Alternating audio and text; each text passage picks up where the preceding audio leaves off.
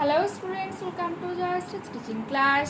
এখন আমরা ক্লাস 6-এর রায় মার্টিন প্রশ্নবিচিত্রা 2026-এর তৃতীয় পর্যায়ক্রমের মূল্যায়নের হিস্ট্রি থেকে মডেল 5 সলভ করে নেব। যেখানে একের আগে কি বলেছে, বৈদিক সাহিত্যের শেষ ভাগটি কি? উপনিষদ।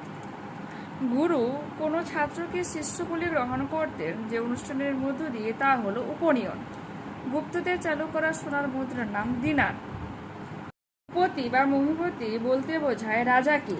দক্ষিণ ভারতের মহাজন পদটি হলো অশ্ব, মহাজন পদ। বৈদিক যুগে শিক্ষা ব্যবস্থার প্রধান ছিলেন গুরু। বারাণসী বিখ্যাত ছিল বস্ত্রশিল্প। পঞ্চতন্ত্রের ভাষা ছিল সংস্কৃত।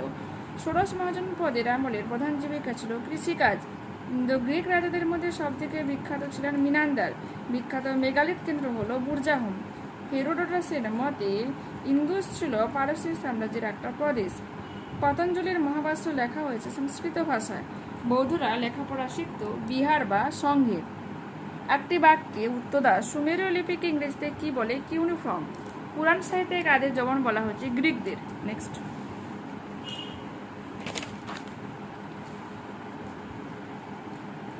ডায়োনিসিয়াস কে ছিলেন? মিশরের শাসক টলেমির দ্রুত।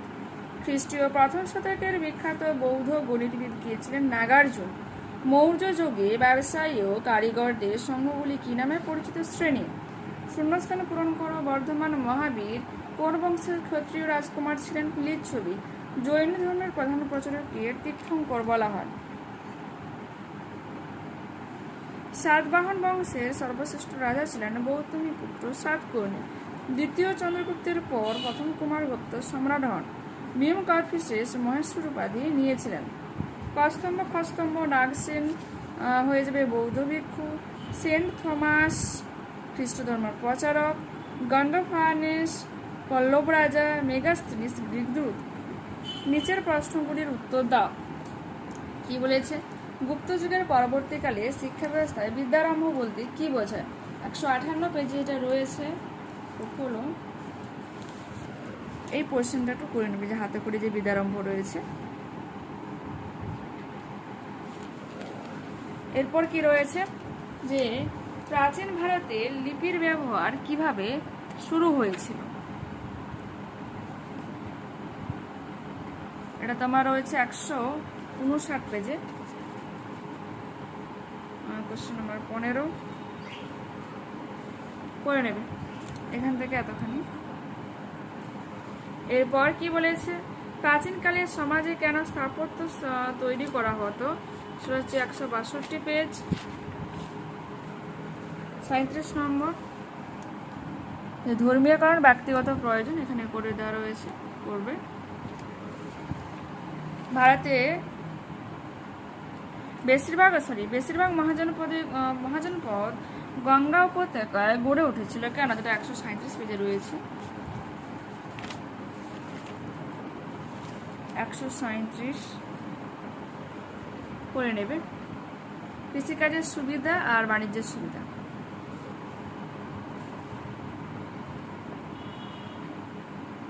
কুষাণ যুগে কৃষি কিরকম ছিল? এটা 139 পেজে রয়েছে। কৃষি উপকরণ।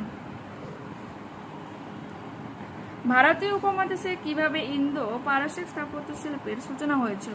এটা রয়েছে 181 পেজ।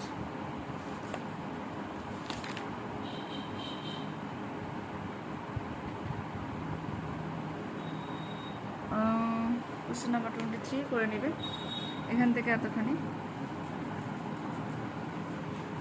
এরপর রেশম পদ কি? 180 পেজে দেখে নাও, কোশ্চেন নাম্বার 16। মিথ্যাপট্টিকামের প্রধান দুটি চরিত্রের নাম কি? 165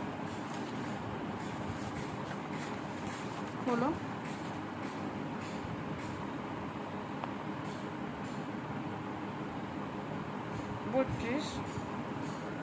রহস্যেন ও বসন্ত সেনা। তামিল সাহিত্যে দুটি মহাকাব্যের নাম 165, 37। শিল্পাদ্দিকারম ও মণিমেখলাই। বর্তমান পশ্চিমবঙ্গের কোন কোন স্থানে প্রত্নতাত্ত্বিকরা গঙ্গারিদাই জাতির চিহ্ন খুঁজে পেয়েছেন? চন্দ্রকেতু, গৌড়, তাম্রলিপ্ত অথবা তমলুক।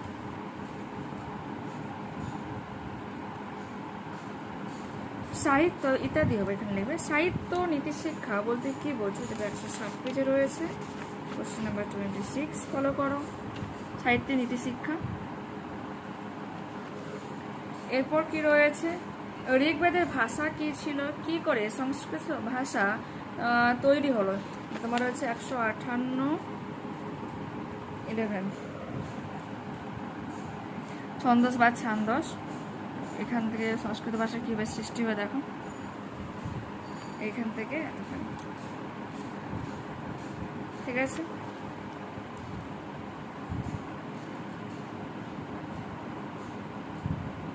ওকে, অর্থশাস্ত্র লেখকের কৌটিল্য, এই বই থেকে আমরা কি জানতে পারি? এটা টেক্সট বুকে 81 পেজে রয়েছে, ওখান থেকে প্লিজ একটু পড়ে নিও। মৌর্য আমলের পরে সে শাসন কিরকম ছিল? এটা তোমার 115 পেজে রয়েছে।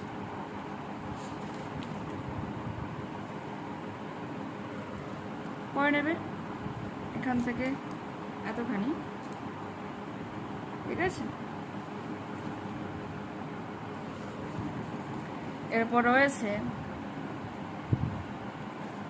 প্রাচীনকালে দক্ষিণ ভারতে সমাজ ব্যবস্থা কি রকম ছিল? তোমার রয়েছে 140 পেজ, 140 22 করবে, এখান থেকে এতখানি রয়েছে। পরবর্তী প্রশ্ন কি রয়েছে? গুপ্ত যুগের মুদ্রার সংক্ষিপ্ত পরিচয় দাও। এখান থেকে রয়েছে সোনার মুদ্রা রয়েছে, তারপরে পাশে রূপার মুদ্রা, তামার মুদ্রা। এরপর রয়েছে মুদ্রা আকার নাটকের বিষয়বস্তু, 160 পেজ। করে নেবে। বিশাখা দত্ত, রাইটারের নাম মনে রাখবে, নাটকের নাম আর প্লে রাইটার। বিষয়বস্তু দেখলে জীবক কেন বিখ্যাত, এখানে রয়েছে, করে নেবে।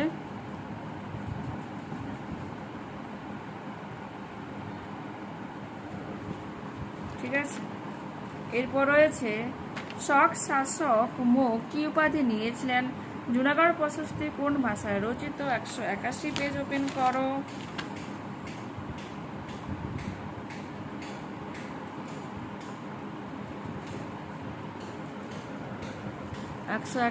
কোশ্চেন নাম্বার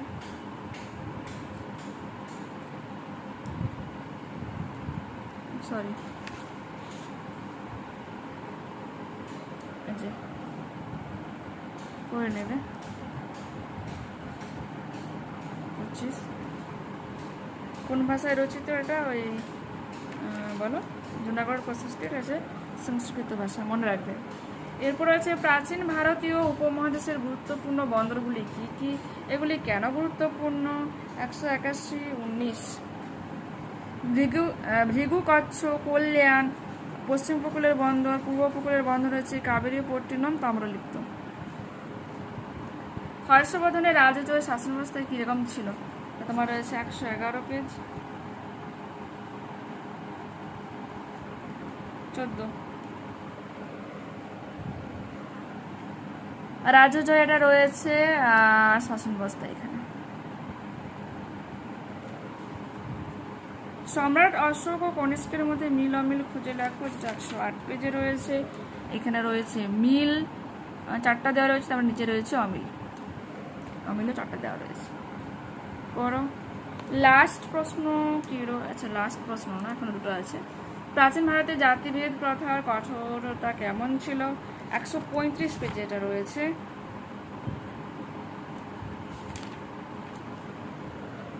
হরপ্পা যুগে দেখো, তারপর রয়েছে বৈদিক যুগ, তারপর রয়েছে মৌর্য যুগ, তারপর রয়েছে মৌর্যোত্তর যুগ, গুপ্ত যুগ। সঙ্গম সাহিত্যের পরিচয় দাও, যেটা রয়েছে তোমার 153 পেজ।